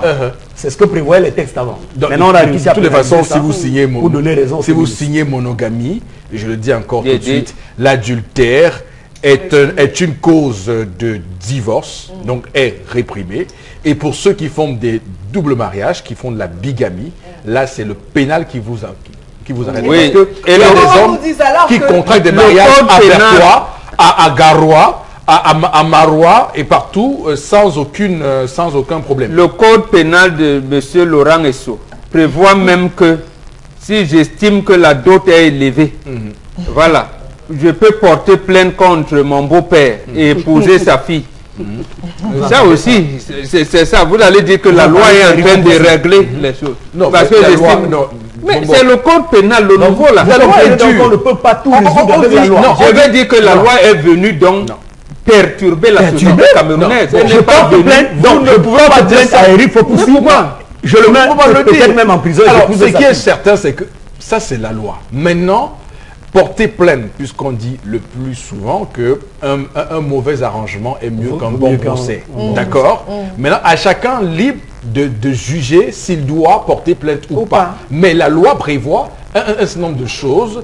C'est dur est la loi, mais c'est la loi, cette laisse dur à l'extrême. Voilà. Vraiment qu'on soit d'accord. La société démocratique voudrait que, avant de voter la loi, on la met à l'appréciation du peuple. Parce que le juge prononce cette sentence au nom du peuple. Absolument. Quelle est donc cette loi que le peuple ne connaît pas? Et on vient vous dire, nul n'est censé ignorer la loi. Alors qu'on a tout fait pour cacher la loi. On a tout fait pour vous cacher la loi et on dit, vous êtes supposé la connaître. Alors que les règles démocratiques voudraient que je connaisse cette loi avec moi que les députés à l'Assemblée nationale sont élus par le peuple. Ce sont les députés du peuple.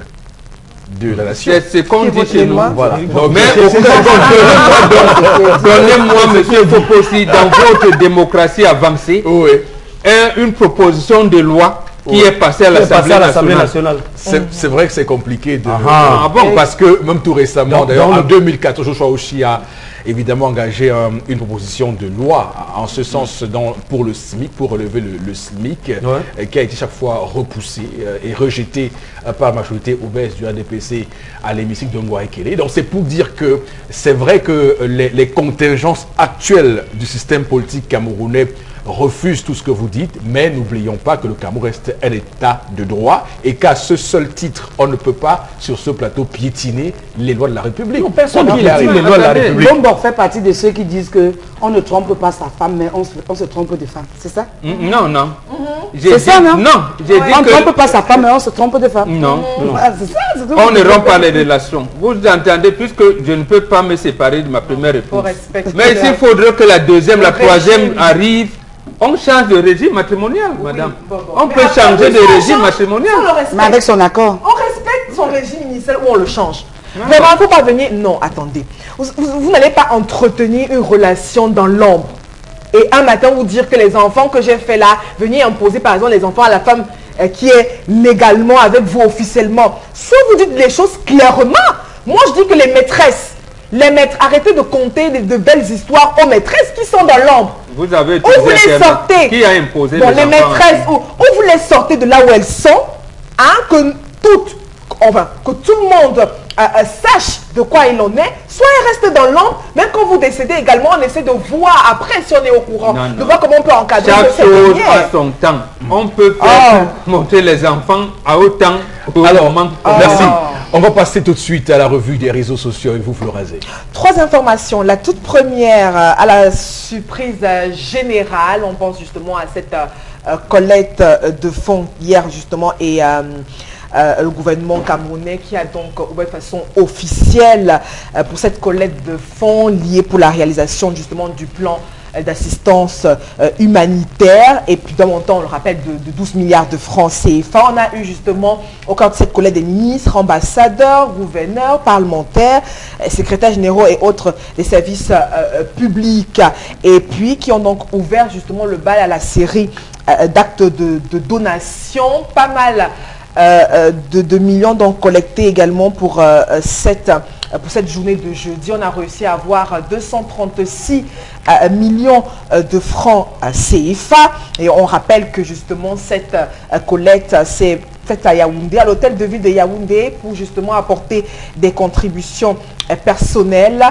Cette collecte continue et puis l'État a besoin de près de 10 milliards de francs CFA pour compléter justement, permettre d'avoir ces fonds pour des besoins de première nécessité, l'eau, hygiène, de la nutrition, des fournitures, bref, pour pouvoir venir en aide à cette population dans les régions aux prises justement aux violences liées aux sécessionnistes dans le nord-ouest et le sud-ouest.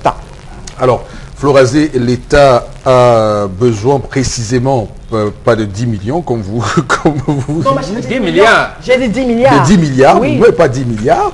C'est 12 que je retrouve. 12 milliards. Presque 13 milliards. Oui, bon, presque 13 pour milliards. faire le compte. Le plan, oui. Le plan que je retrouve, mes chiffres, c'est plus 12 milliards, c'est 12 milliards 710... Non, c'est presque 13. Non, vous êtes rentré dans la comptabilité. Non, non, les chiffres sont bons. 719 millions de francs CFA. Donc, non, 719 millions 500 000 francs CFA. Faut être précis. Voilà, faut être précis. Voilà, donc... On a prévu combien pour l'enterrement du sous-préfet? Donc, voilà. Bon, regarde, on a... on va reprendre... Vous me déroutez là. Bon, regarde, vous me déroutez. Puisque vous qui êtes entré dans les chiffres, vous faites la comptabilité à la place de l'État. C'est pas le ministère des Finances. Non, c'est pas sur mon conducteur. Bon, regarde, c'est pas sur mon conducteur. On va demander à Auréole Choumi ce matin de nous dire quelle est la réaction. Surpris par la rapidité avec laquelle cette collecte a été lancée ou pas? Je ne changerai pas mon point de vue. Je l'ai dit hier, oui. Monsieur Fopoussi. Au Cameroun, quand on parle de milliards, ça émeut tout le monde. 1914-1918, Première Guerre mondiale. 1933, arrivée ou alors déclenchement du fascisme dans le monde. Avec Hitler qui prend le pouvoir. En Italie, ça va mal. En Espagne, il y a Francesco Franco, ça ne va pas très bien là-bas. D'ailleurs, en 1936, c'est le début de la guerre civile espagnole. 1939, envahissement de la Pologne, début de la Seconde Guerre mondiale. Pendant tout ce temps-là, on ne parle pas d'argent. On parle d'argent après 1945. Lorsqu'on met sur pied l'ONU à San Francisco, et il est maintenant question de penser à la reconstruction, c'est-à-dire la réparation des dégâts. Vous ne pouvez pas, il est inadmissible qu'on voit tout un premier ministre réunir des sénateurs, des directeurs, d'ailleurs imposer même aux fonctionnaires qui ont à peine les 120, 130 000 le mois, qu'on va couper 50 000 francs sur leur argent, obligatoirement, on va prélever à la source. Non. C'est pas... On a dit... On ne coupera pas la source. Non, c'est une collecte de dons. Vous avez suivi.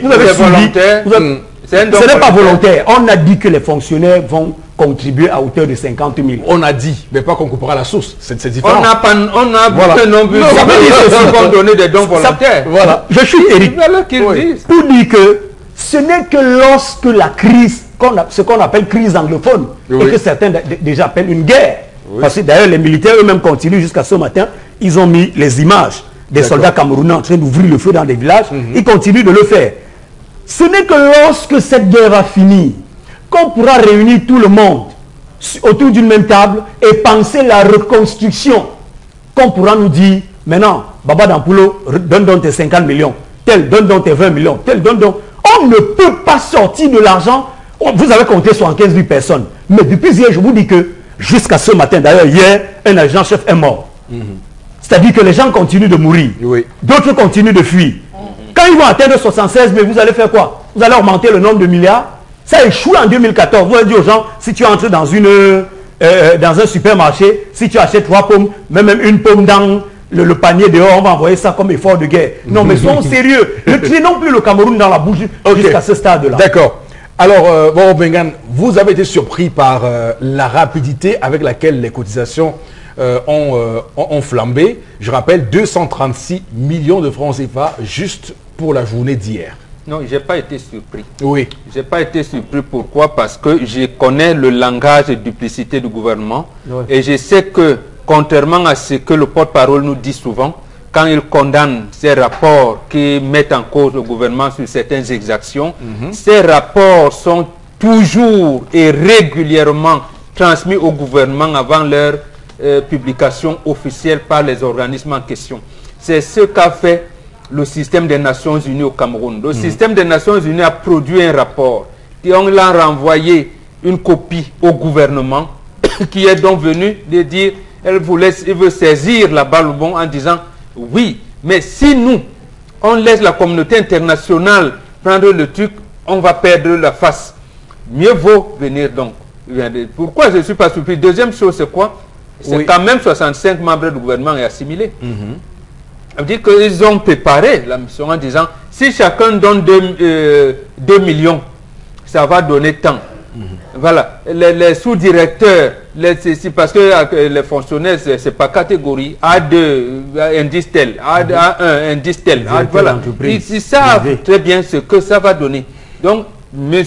Yang Philémon a fait bien ses calculs et le ministre des grands chantiers qui est aux finances maintenant, lui Paul Motazé, vous savez, c'est lui qui faisait les mais j'ai bien peur parce qu'on en allait électoral. Hein.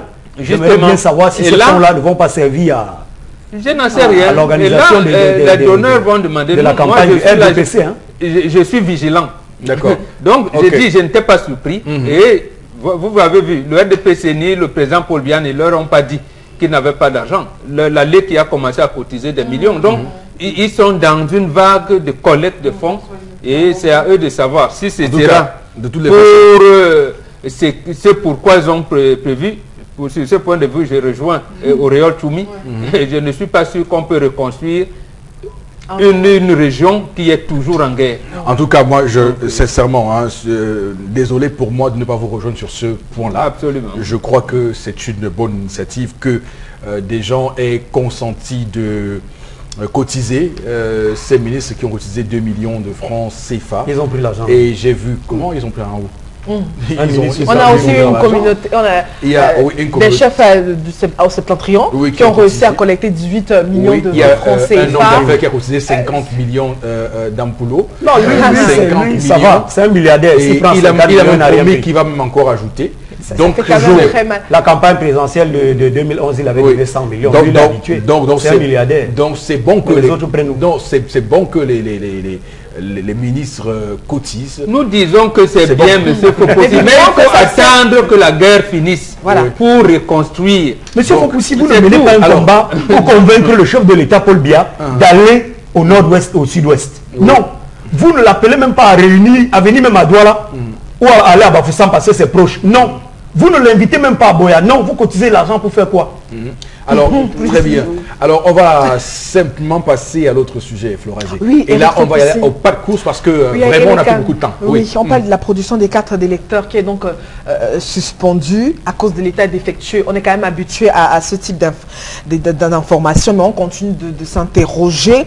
Mais on a quand même eu quelques explications de Bon Abdelaziz, qui est donc chef de la division de l'informatique, du fichier électoral et des statistiques à l'élection Cameroun, qui a donc dit la machine qui s'est donc à la production des cartes n'a pas subi de maintenance depuis 2017.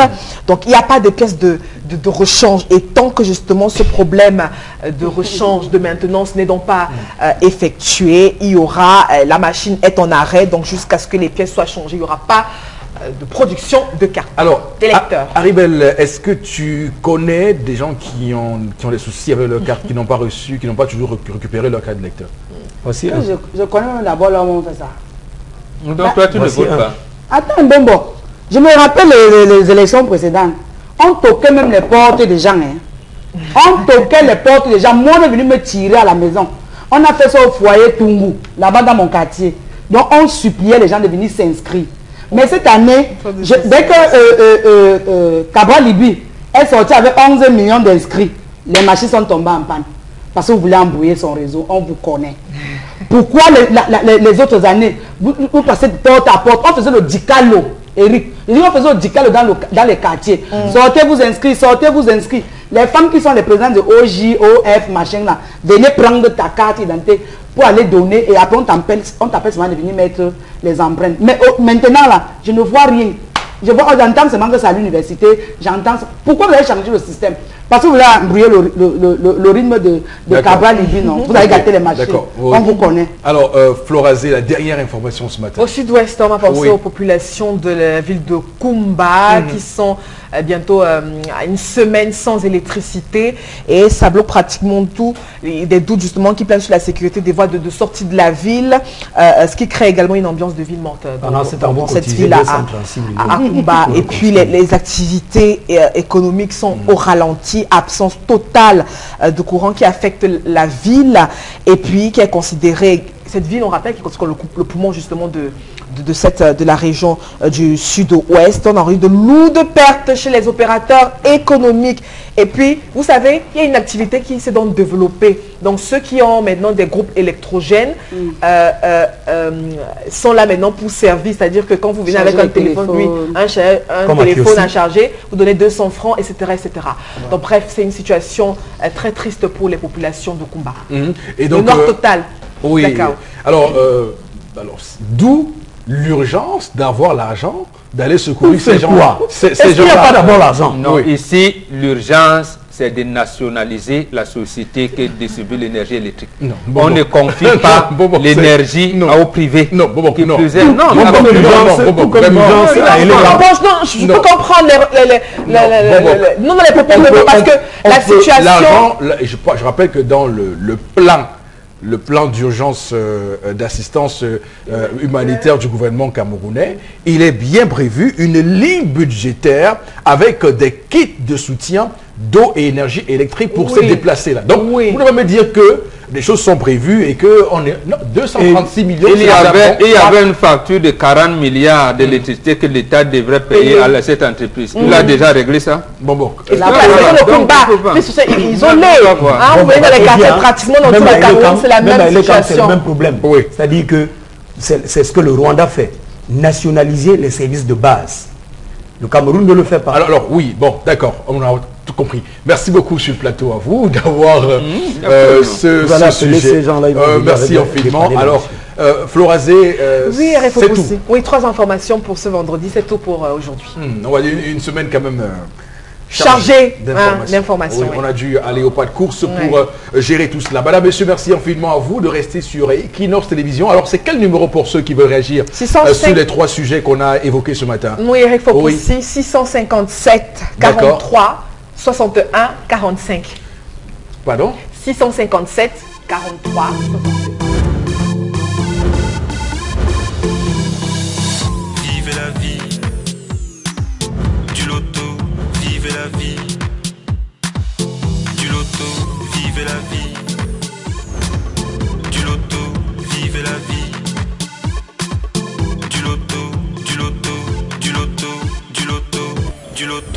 du loto, vivez la vie. Et donc, pour en parler, accueillons sur le plateau Yvette Oluchi.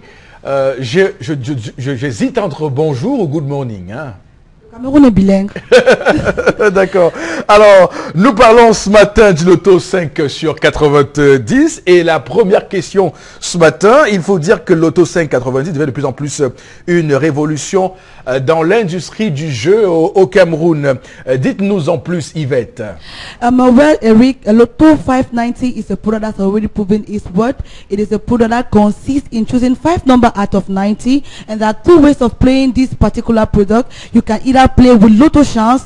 With Lotto Chance that enables you to choose from 2 to 5 numbers, and you win as from 1 number. And Lotto Chubodo enables you to choose 2 numbers, and if your number appears among the 2nd, the 3rd, or the 4th number upon the draw, you win automatically. Do not forget that with this Lotto, you have the possibility of winning up to 300 million francs CFA, because we have 4 particular draws a day. We have the Wuri draw, we have the Fundi draw, we have the Logon draw, and we have the Mount Cameroon draw at 5 p.m. Yes, c'est magnifique. Alors, quelle est la particularité de ce jeu que Premier Bet nous propose, Yvette Oluchi? Lotto 590 have given its own touch on the lottery game because it enables you to play as from 100 francs CFA only. Unlike our other product, you play with 300 francs. With Lotto 590, you play with 100 francs to 3,000 francs CFA. And the other particularity is that you're being paid on the spot. If it happens that your ticket is the winning one, we pay you cash immediately. You equally have 4 draws a day that enables you to win cash throughout the day. D'accord. Et maintenant, où peut-on placer son pari et avoir les résultats? You can place your bet in any Premier Bet kiosk or agency around the way. We have kiosks all over the place, and to see your result is as easy as playing your game. You can equally see your result on our social platform Premier Bet Cameroon. We have partners around with radio stations like Radio Equinox, where you can equally see our results, hear our results as well. D'accord, et puis on va parler du légendaire Lotto Super 4 Cagnotte. Quoi de neuf concernant le Lotto Super 4 Cagnotte? Lotto Super 4 Cagnotte remains, Eric, the life changer, the producer of multi-millionaires. And as such, we always make sure we give Cameroonians the possibility of becoming multi-millionaires with just 300 francs CFA. Yesterday we celebrated the music feast, and to that effect we added our jackpot to the sum of 41.6 million francs CFA. Unfortunately, nobody won, but today we have the possibility of catching up and playing for the sum of 22.3 million francs CFA. The stake is still the same, 300 francs. You choose 4 numbers from 54, and who knows, you might get lucky today. Thank you. En tout cas, on va rappeler également qu'il faut jouer responsable. Yvette Oluchi, elle est communicatrice chez Premier Bet. Bon week-end et surtout bonne chance. Thank you and good luck to you too. Merci.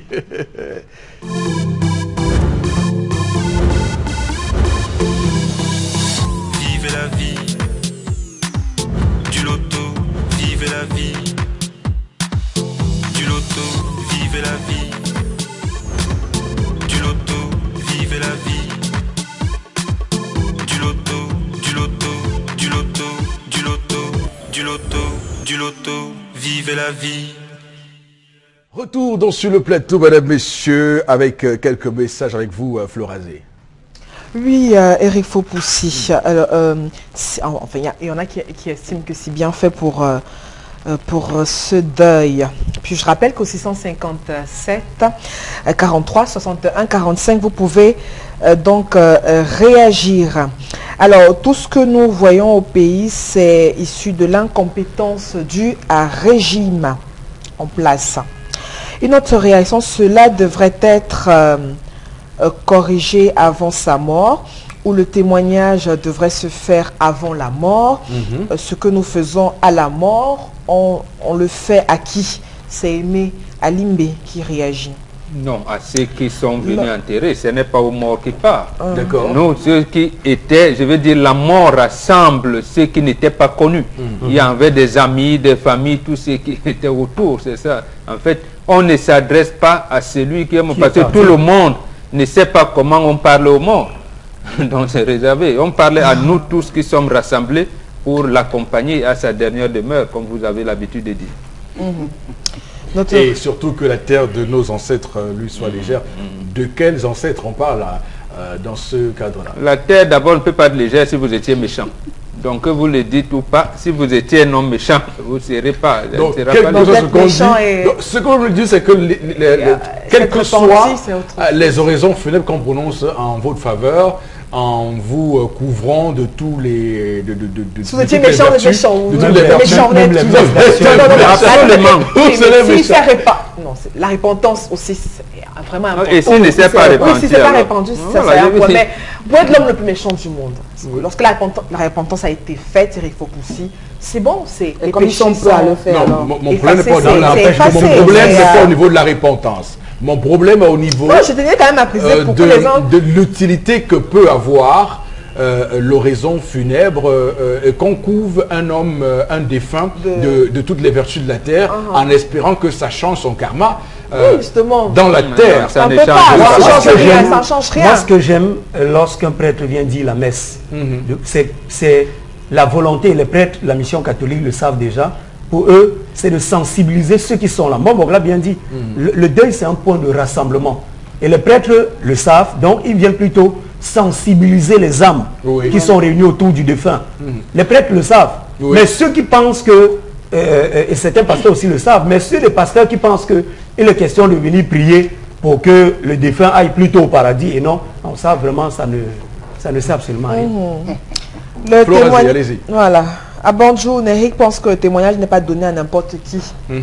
Voilà. Absolument. Une autre... Bon, qu'à préciser ici, les 4 personnes autorisées à faire un témoignage lors de l'enterrement, peut-être le rappeler parce que... Non, on peut ajouter 5 aussi. Maintenant, c'est fini dans les grands cadres que les oncles maternels, la belle famille, les enfants, s'ils sont grands, et la famille du défunt. S'ils sont grands et mariés. Mariés, voilà. Maintenant, les amis, on voit. Bon, là, s'ils sont... S'ils ne sont pas mariés, non, là, je dis comment vous dites, la veuve vient témoigner? Non. C'est son mari, c'est une manière de dire au revoir à son mari. Non.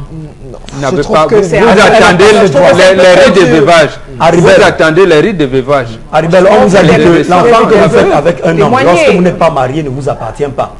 C'est l'enfant de votre père. Donc, vous pouvez parler si vous êtes le successeur de votre père. Là, vous parlez au nom de votre père. Voilà. Si ce n'est pas vous le successeur, c'est le chef de famille qui vient parler. La femme n'a pas à venir parler. Parce que ce ne sont même pas vos enfants. Donc, celle qui est venue faire le témoignage, ce ne sont pas ses enfants. Même la femme légalement mariée, vous n'avez pas droit à faire des allocutions. C'est une précision importante parce que il y a et bon, là je vous rejoins, Oriol Choumi et vous, parce que c'est clair qu'il y a un véritable abus dans ces cérémonies où des gens prennent la parole à tort et à travers et même imposent au master of cérémonie de prendre la parole.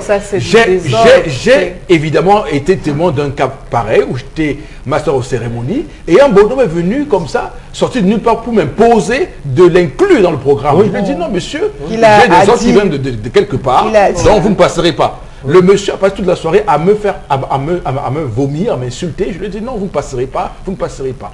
Donc c'est clair ce que vous dites sur ce plateau. Les gens doivent respecter la tradition. Alors, madame, monsieur, puisque nous y sommes clairement, la suite de l'émission.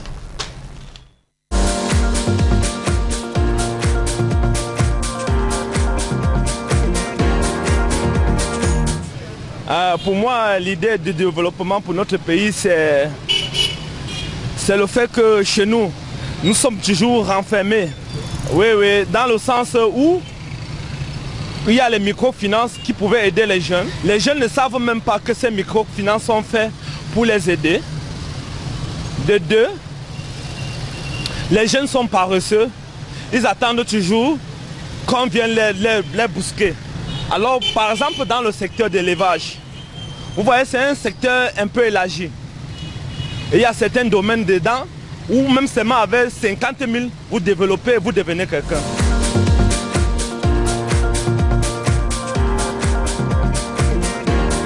Décrypter, disséquer l'interpellation de notre compatriote ce matin. Je commence par vous, Oriol Choumi. Oui, dit tout simplement que pour ce qui est des microfinances, il faudrait que les rapports de la COBAC soient davantage communiqués et présentés pour que les gens sachent quelles sont les microfinances agréés en territoire camerounais. D'accord. Et qu'on réveille le sentiment d'appartenance et le sentiment de fierté qui pourrait animer les Camerounais à aller sécuriser leurs fonds dans les microfinances. Parce que Cofines, on en sait quelque chose. Oui, l'affaire Cofines. Et maintenant, dans l'élevage aussi, dans l'élevage aussi, pour les jeunes, oui. il faut encourager en mettant des moyens. Il ne faut pas dire avec la bouche. Le chef de l'État l'avait dit avec la bouche. Mais il faut mettre des moyens. Maintenant, les gens qui sont rentrés dans la filière avicole, vous savez ce qu'on leur a fait en 2014? On brûle leurs poussins vivants, on dit qu'il y a la grippe aviaire. Et après, on vous dit non, on pouvait quand même laisser les poussins là et leur donner un traitement. Mais entre-temps, les gars sont en faillite. Oui, et voilà. Les gars ont et tous sont obligés de devenir chauffeurs de Benskin à Douala. Ils ne sont pas paresseux. Au contraire, on a demandé aux jeunes de s'investir dans l'agriculture, d'aller dans les contrées, de retourner justement à la terre. Mais quand on y arrive, on trouve que la terre appartient déjà, il n'y a plus d'espace. Parce que la terre appartient déjà à ceux qui sont plus nantis. Conséquence, qu'est-ce qu'on fait? Il y a plein de jeunes qui sont allés dans l'Union Ekele, allés à Bertois, etc., qui sont bloqués là, qui ont de la substance, mais maintenant, les moyens pour réaliser certains projets, ils sont bloqués à ce niveau. Et ceux même qui réussissent donc, les jeunes ne sont pas paresseux, il n'y a pas la route pour sortir avec les maïs des champs. Très bien, merci beaucoup à vous sur le plateau d'avoir réagi à ce sujet. Bon, Bengan a peut-être non, j'ajouterais simplement que si on respectait les lois qui encadrent la décentralisation, les mairies devaient participer à la promotion des activités génératrices de revenus. Et là, les jeunes allaient trouver donc un cadre aussi en tout cas, institutionnel d'encadrement. On connaît le sort de tous les programmes gouvernementaux, en ce sens PAGER-U, PIACI, et tout ce que vous connaissez qui rentre dans le cadre de ces structures budgétivores pour ce pays. La suite de l'émission, madame, monsieur, on parle tout de suite des gyrophares de signalisation. Et celui qui nous rejoint en plateau s'appelle Kinin22. Bonjour et bienvenue, mon très cher. Merci. Bonjour Eric, bonjour à nos nombreux téléspectateurs qui nous regardent à travers la petite écran chez eux là-bas à la maison. Aujourd'hui encore, nous parlons de ce gadget de sécurité vous permettant de baliser l'avant et l'arrière de vos véhicules en cas de détresse majeure sur nos axes routiers non éclairés à nocturne. Ça s'appelle le gyrophare de signalisation de détresse. Il est très miniaturisé, facile à matérialiser et d'ailleurs facile à manipuler. Lorsque vous êtes en cas de détresse sur nos axes routiers non éclairés à nocturne, il vous suffit tout simplement de vous... Si vous êtes déjà muni d'un gyrophare de signalisation de détresse, il vous suffit tout simplement de l'allumer grâce à son bouton d'allumage, de le manipuler. Il a d'ailleurs 9 fonctions. D'ailleurs, vous êtes capable de le manipuler facilement. Et lorsque vous appuyez sur son bouton d'allumage, vous balisez 2 à l'avant, 2 à l'arrière, espacés de 100 mètres. Alors, amis confrères, chers téléspectateurs, usagers automobilistes de la route, vous convenez avec moi qu'une lueur de lumière est apercevable à des centaines de mètres en nocturne. C'est d'ailleurs pourquoi nous vous demandons formellement, à partir d'aujourd'hui même, de ne plus utiliser la méthode traditionnelle de balisage qui est bien sûr un balisage avec des zèbres. Cela est une méthode traditionnelle qui n'est déjà pas apercevable à des centaines de mètres en nocturne. Et c'est bien évidemment pourquoi nous vous demandons obligatoirement, c'est là pour votre sécurité, de baliser l'avant et l'arrière de vos véhicules en cas de détresse majeure sur nos axes routiers non éclairés en nocturne avec des gyrophares de signalisation de détresse. Pour ceux qui en ont en quantité suffisante, il faut baliser 2 à l'avant, 2 à l'arrière, je l'ai si bien dit, espacé de 100 mètres, un 5e gyrophare au-dessus, n'est-ce pas, de votre véhicule pour témoigner de la grandeur ou de la hauteur de votre véhicule, bref, du gabarit de votre véhicule, un 6e gyrophare si vous êtes en panne, pour bien sûr éclairer votre mécanicien, question de vous faire dépanner aisément et d'économiser l'énergie de batterie de votre voiture. Si vous êtes à Yaoundé, à Bafoussam, à Douala, aujourd'hui je m'adresse spécialement à nos amis et frères qui viennent de l'autre côté de l'Est, c'est-à-dire les chauffeurs de semi-remorques, les chauffeurs, ceux qui transportent régulièrement des billes de bois, régulièrement sur vos axes routiers qui ne sont presque pas éclairés en nocturne, vous êtes presque souvent en panne et vous avez manque de moyens avec lesquels baliser l'avant et l'arrière de vos véhicules. Alors, voici la solution à votre problème. Il vous suffit tout simplement d'acheter ce gadget et de baliser l'avant et l'arrière de votre véhicule. Et régulièrement, vous êtes dans le besoin, n'est-ce pas, de signaler votre détresse à ceux qui viennent à l'avant ou à l'arrière. Il vous suffit donc tout simplement de vous faire baliser et grâce à son aimant, vous pouvez l'accrocher, n'est-ce pas, sur le châssis de votre voiture pour pour d'ailleurs témoigner de la longueur de votre engin, transportant bien évidemment des billes de bois. Aussi, vous pouvez l'accrocher grâce à son crochet.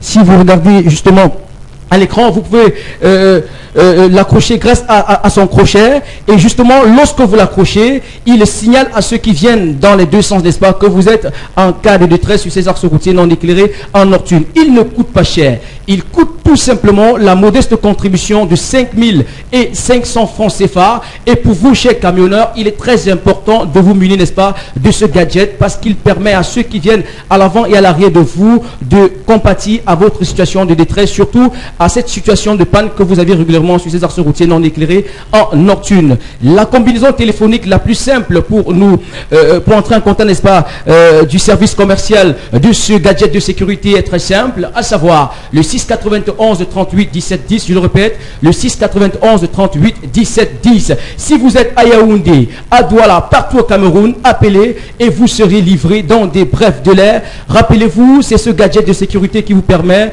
de baliser l'avant et l'arrière de vos véhicules, comme vous le remarquez si bien à l'écran, des véhicules balisés à l'avant et à l'arrière pour signaler à ceux qui viennent dans le bon sens, n'est-ce pas, que vous êtes en situation de détresse sur ces axes routiers régulièrement non éclairés en nocturne. C'est bien évidemment le gyrophare de signalisation de détresse. Merci Eric.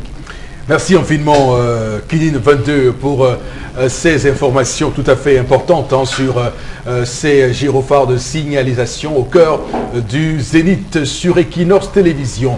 Le temps pour nous d'aller voir avec Flora ce que nous réserve la Besace qui recueille toutes vos réactions, madame, monsieur, via le numéro qu'on vous a communiqué il y a juste un petit instant. Flora Zé. Alors, ce régime se moque des Camerounais, devra engager un débat sur le fédéralisme et résoudre le problème. Après, viendra la reconstruction. Alors, une autre réaction: de qui se moque-t-il? Quiconque aurait ensorcelé nos autorités, je dis qu'ils sont désenvoûtés. Au nom de Jésus-Christ, on ne peut pas construire sur du feu, que le gouvernement réussisse d'abord à éteindre ce feu. Alors, ils vont à l'église. Pas désenvoûtés. Ils sont même pour la majorité des chrétiens. Je comprends l'urgence. D'ailleurs, je suis avec vous sur cette revendication. Il est important que le chef de l'État prenne le taureau par les cornes et prenne ses responsabilités et ouvre tout de suite la voie à un dialogue inclusif, comme on le dit, pour sortir de la crise. Mais n'oublions pas que pendant ce temps, on a des familles, des personnes déplacées internes qui souffrent, qui dorment à la belle étoile, et que l'urgence humanitaire se signale. Donc on doit pouvoir les aider à vivre au quotidien. Bon, on n'a pas dit le contraire. On n'a pas dit le contraire, oui. Justement. Il y a donc à faire en sorte que quels sont ceux qui sont sous la couverture de Haut Commissariat aux réfugiés, quels sont ceux de nos compatriotes qu'on peut encadrer, de quelle manière? À partir de chez nous. Voilà, à partir de chez nous. De chez eux, ce n'est pas possible. Non, je rappelle que le plan ne prend pas en compte un peu plus de 20 000 personnes qui sont au Nigeria, telles que les Nations Unies. Il y en a qui ne sont plus dans leur maison, qui ont été brûlés, sont en brousse. Voilà. Donc maintenant, le plan prend en compte ce qu'on appelle les PDI, les personnes déplacées internes. Excellence. Et dans ce plan, je reviens Auréole Chomé, pour dire que le plan, dans ce document de 23 pages, je le rappelle, ils ont bien détaillé le nombre de personnes qu'il y a par arrondissement, par département et par région. Vous allez les regrouper comment? Nous avons lu tous ce document. S'ils disent qu'ils ont identifié 75 000 personnes, c'est que de manière évidente, ils savent où se trouvent ces personnes-là. Je ne crois pas une seule seconde qu'ils disent 75 000. Moi, je ne crois pas non plus. Le recensement qui a eu lieu en 2005, dont les résultats ont été donnés en 2010, moi, je n'ai jamais été recensé. D'accord. Mais ils disent bien que peuvent nous donner la population de Cameroun. Maître Fopoussi, c'est dans le même document qu'on parlait de 18 000 francs pour X, 50 000 francs pour Y et tout. Vous croyez que c'est vraiment possible ce qu'on est en train de faire? Non. On est en train de faire ce qu'on a l'habitude de faire au Cameroun. Passer à côté de l'essentiel. Passer à côté de l'action. C'est quoi l'essentiel, Auréole Chomé? L'essentiel, mais c'est que le chef de l'État vient mettre un terme à cette guerre. C'est que le chef de l'État, pour une fois, ne parle plus au Camerounais à travers le petit écran.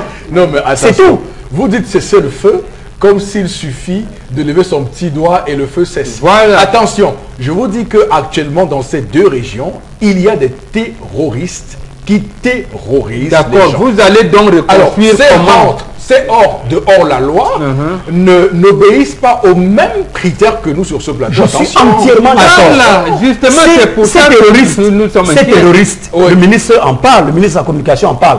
Je suis entièrement d'accord. Mais maintenant, je dis, ok, très bien, 236 millions déjà, bientôt on va atteindre 13 milliards. Qu'est-ce qu'on fera? Comment on va reconstruire avec ces terroristes-là? Non, on va envoyer le génie militaire dans toute la localité pour construire des maisons. D'accord, peut-être que c'est ça. Parce que non, mais attendez.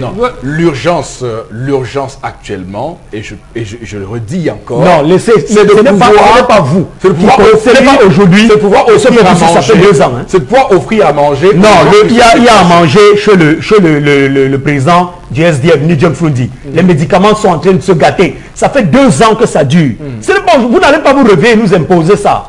Vous ne vous réveillez pas aujourd'hui, vous donnez l'impression quelle urgence. Cotisez même 13 milliards, vous ne ferez rien avec. On sait ce que vous avez l'habitude de faire avec les milliards. John Frundi se bat. La fondation Aya pour la Bine, vous avez vu Eric Massian Djomo et Mimi Mefo, ils sont revenus avec Innocent Abega. Equinox Télévision a envoyé les reporters dans la forêt. On a vu comment ces gens sont. Il y a des jeunes filles enceintes. Elles vont enfanter où? C'est la fondation Aya qui se bat. C'est John Frundi qui se bat. Aujourd'hui, vous avez l'impression qu'il y a une quelle urgence. C'est maintenant qu'on voit l'urgence. Dans une fois, parce qu'il ne faut pas vouloir le beurre du beurre. Le gouvernement donc a décidé de prendre en compte ces problèmes que vous dites là sur ce plateau. Le gouvernement fait sa collecte habituelle. On est en année électorale. Je ne dis rien, mais suivez mon regard. Eric, moi je dis que le président peut. En 2008, quand la grève de faim a commencé ici là, on disait toujours que faites tout que la grève n'arrive pas à Douala. Parce que si la grève arrive à Douala, ça va prendre feu. Ça arrive à Douala. Le président a laissé, ils ont tourné. Mais dès qu'il s'est levé, il a dit, apprenti sorcier, arrêtez ça. Ça s'est arrêté, non? Non, ça ne s'est pas arrêté. Le lendemain, la grève avait continué. C'est même ça qui a même pris son après. Désormais, il n'est plus question pour les Camerounais d'attendre le discours du chef de l'État derrière le petit écran. Je voudrais aussi pour une fois dans ma vie me mettre là, Bonanjo. Le chef de l'État, c'est vrai que je l'ai vu au palais quand les otages chinois avaient été libérés. Parce que je suis journaliste. Mais si je n'étais pas journaliste, je l'aurais vu. Le chef de l'État doit par an rendre visite à une grande ferme agricole. D'ailleurs, l'actuel ministre de l'élevage a inauguré une grande ferme. Docteur Taïga, c'est pas une ferme, c'est un abattoir moderne, le tout premier au Cameroun, très moderne, très beau. Le chef de l'État doit être là-bas. Le chef de l'État doit être dans une université, s'asseoir et discuter avec les étudiants. Chaque année. Oui, chaque année. À tout de rôle. Et je vais sortir par là en vous disant rapidement, en une seconde. D'ailleurs, je vous ferai après. Alors, je vous soutiens en disant que justement, on a vu le président Alassane Ouattara, suite aux inondations d'Abidjan, écourter son séjour en France.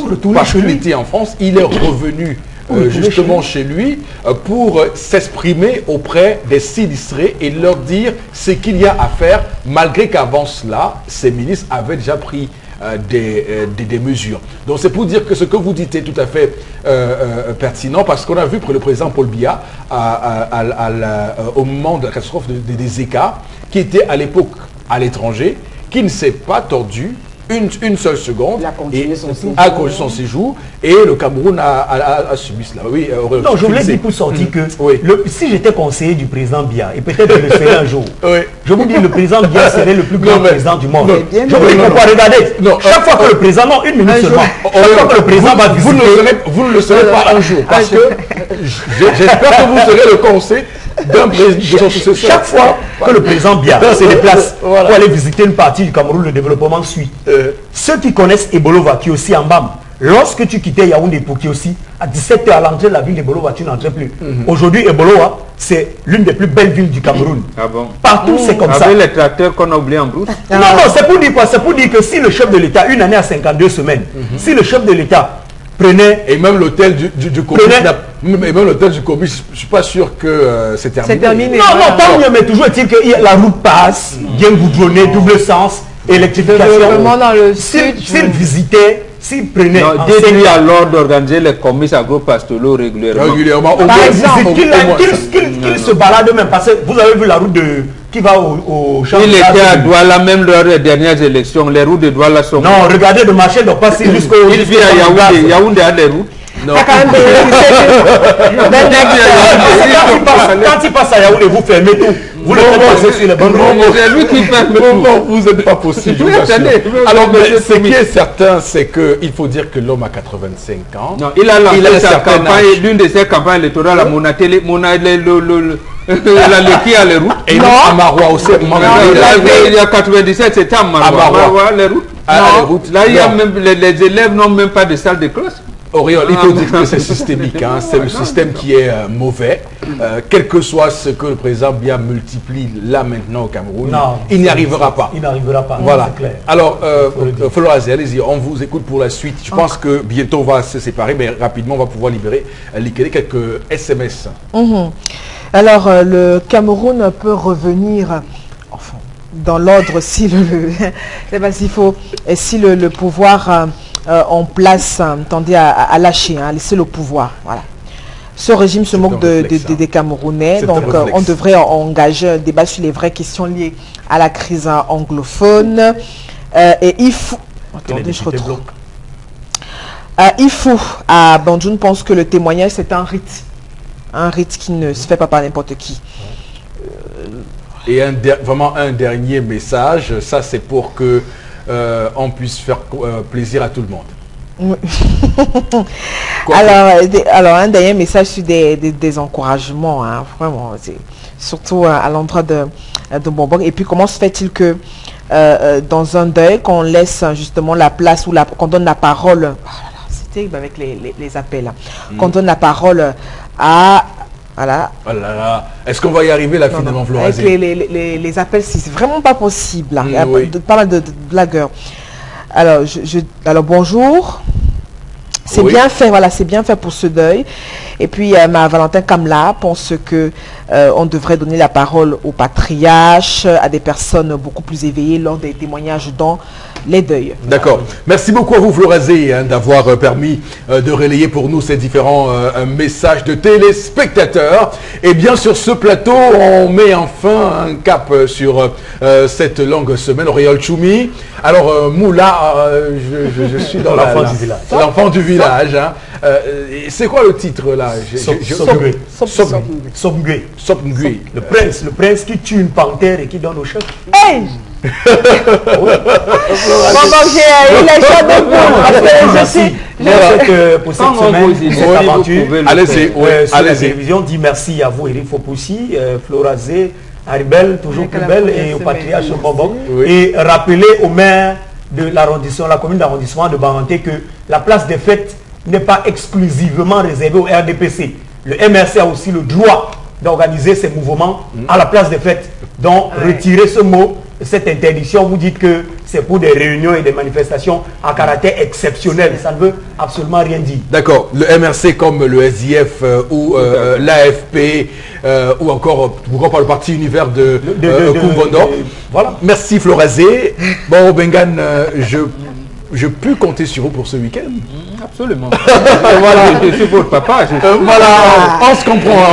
On se comprend. Voilà, merci beaucoup Haribel d'être passé ce week-end, cette semaine. Voilà.